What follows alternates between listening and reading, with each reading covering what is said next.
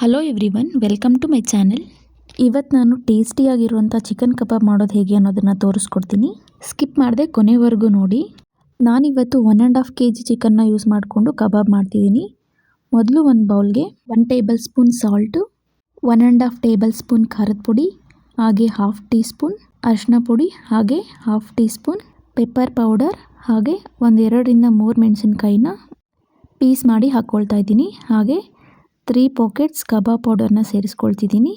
ಇದು 30 gram packets, so 30 gram pockets 3ನ ಸೇರಿಸ್ಕೊಳ್ತಾ ಇದ್ದೀನಿ. ಹಾಗೆ ಇದಕ್ಕೆ ಸ್ವಲ್ಪ ಕರಿಬೇವಿನ ಸೊಪ್ಪನ್ನು ಕಟ್ ಮಾಡಿ ಸೇರಿಸ್ಕೊಳ್ತಾ ಇದ್ದೀನಿ.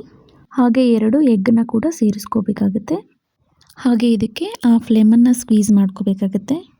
ನೆಕ್ಸ್ಟ್ ಇದಕ್ಕೆ 2 to 3 ಸ್ಪೂನ್ಸ್ ಆಗೋಷ್ಟು ಜಿಂಜರ್ ಗಾರ್ಲಿಕ್ ಪೇಸ್ಟ್ನ ಸೇರಿಸ್ಕೊಳ್ಬೇಕಾಗುತ್ತೆ. ನೆಕ್ಸ್ಟ್ ಇದನ್ನು ಚೆನ್ನಾಗಿ ಮಿಕ್ಸ್ ಮಾಡ್ಕೋಬೇಕು. ಈಗ ವಾಶ್ ಮಾಡಿ ಇಟ್ಕೊಂಡಿರುವಂಥ 1.5 kg ಚಿಕನ್ನ ಸೇರಿಸ್ಕೊಳ್ತಾ ಇದ್ದೀನಿ. ಚಿಕನ್ನ ಸೇರಿಸ್ಕೊಂಡು ಚೆನ್ನಾಗಿ ಮಿಕ್ಸ್ ಮಾಡ್ಕೋಬೇಕಾಗುತ್ತೆ.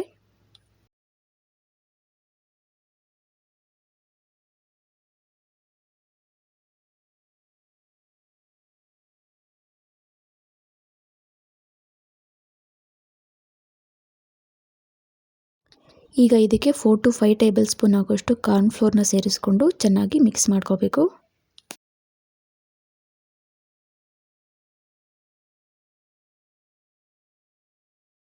ಈಗ ನೀವು ಟೇಸ್ಟ್ನ ಚೆಕ್ ಮಾಡಿಕೊಂಡು ಸಾಲ್ಟ್ ಏನಾದರೂ ಕಡಿಮೆ ಇದ್ದರೆ ಅಥವಾ ಖಾರ ಕಡಿಮೆ ಇದ್ದರೆ ಸೇರಿಸ್ಕೋಬೋದು. ಈಗ ಮಿನಿಮಮ್ 30 ಮಿನಿಟ್ಸ್ ಲಿಡ್ನ ಕ್ಲೋಸ್ ಮಾಡಿ ನಾವು ಮ್ಯಾರಿನೇಟ್ ಮಾಡಬೇಕಾಗುತ್ತೆ.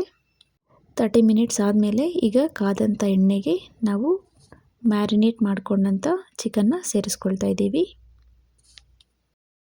ಇದು ಮುದ್ದೆ ಸಾಂಬಾರು ಅಥವಾ ಅನ್ನ ಸಾಂಬಾರು ಜೊತೆ ಸೈಡ್ ಡಿಶ್ಗೆ ಚೆನ್ನಾಗಿರುತ್ತೆ, ಅಥವಾ ಸ್ನ್ಯಾಕ್ಸ್ಗೂ ಕೂಡ ತುಂಬಾ ಚೆನ್ನಾಗಿರುತ್ತೆ.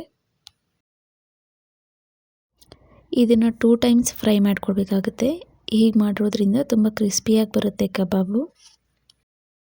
ಇವಾಗ ಒಂದು 80% ಕುಕ್ ಆಗಿದೆ, ಸೊ ಇವಾಗ ಎತ್ಕೊಳ್ತೀನಿ. ಈಗ 1 to 2 ಮಿನಿಟ್ಸ್ ಆಯಿಲ್ನ ಹಾಗೆ ಹೀಟ್ ಮಾಡ್ಕೋಬೇಕಾಗುತ್ತೆ. ನೆಕ್ಸ್ಟ್ ಇದಕ್ಕೆ ನಾವು ಫ್ರೈ ಮಾಡಿ ಇಟ್ಕೊಂಡಿರೋಂಥ ಕಬಾಬನ್ನು ಮತ್ತೆ ಸೇರಿಸ್ಕೊಳ್ತಾ ಇದ್ದೀನಿ. ಈಗ ಇದನ್ನು 3 to 5 ಮಿನಿಟ್ಸ್ ಕ್ರಿಸ್ಪಿ ಆಗೋವರೆಗೂ ಫ್ರೈ ಮಾಡಿಕೊಂಡು ಎತ್ಕೊಂಡ್ರೆ ಈ ಥರ ಕಬಾಬ್ ರೆಡಿ ಆಗುತ್ತೆ. ಈ ಥರ 2 ಟೈಮ್ಸ್ ಫ್ರೈ ಮಾಡೋದ್ರಿಂದ ಕಬಾಬ್ ಆಯಿಲ್ ಇಟ್ಕೊಳ್ಳೋದಿಲ್ಲ, ತುಂಬ ಕ್ರಿಸ್ಪಿಯಾಗಿರುತ್ತೆ. ಮುದ್ದೆ ಸಾಂಬಾರು ಜೊತೆ ಈ ಸೈಡ್ ಡಿಶ್ ತುಂಬಾ ಚೆನ್ನಾಗಿರುತ್ತೆ. ನೀವು ಒಂದ್ಸಲ ಟ್ರೈ ಮಾಡಿ ಆ್ಯಂಡ್ ಹೇಗಿತ್ತು ಅಂತ ಕಮೆಂಟ್ ಮಾಡಿ ತಿಳಿಸಿ. ಹಾಗೆ ಸ್ನ್ಯಾಕ್ಸ್ಗೆ ಈ ಥರ ಆನಿಯನ್, ಕ್ಯಾರೆಟ್, ಮೂಲಂಗಿ, ಸೌತೆಕಾಯಿ ಜೊತೆ ತಿಂದರೆ ತುಂಬಾ ಚೆನ್ನಾಗಿರುತ್ತೆ. ವಿಡಿಯೋನ ಸ್ಕಿಪ್ ಮಾಡದೆ ನೋಡಿದ್ದಕ್ಕೆ ತುಂಬ ಧನ್ಯವಾದಗಳು. ಹಾಗೆ ನನ್ನ ಚಾನೆಲ್ನ ಸಬ್ಸ್ಕ್ರೈಬ್ ಮಾಡಿ. Thank you.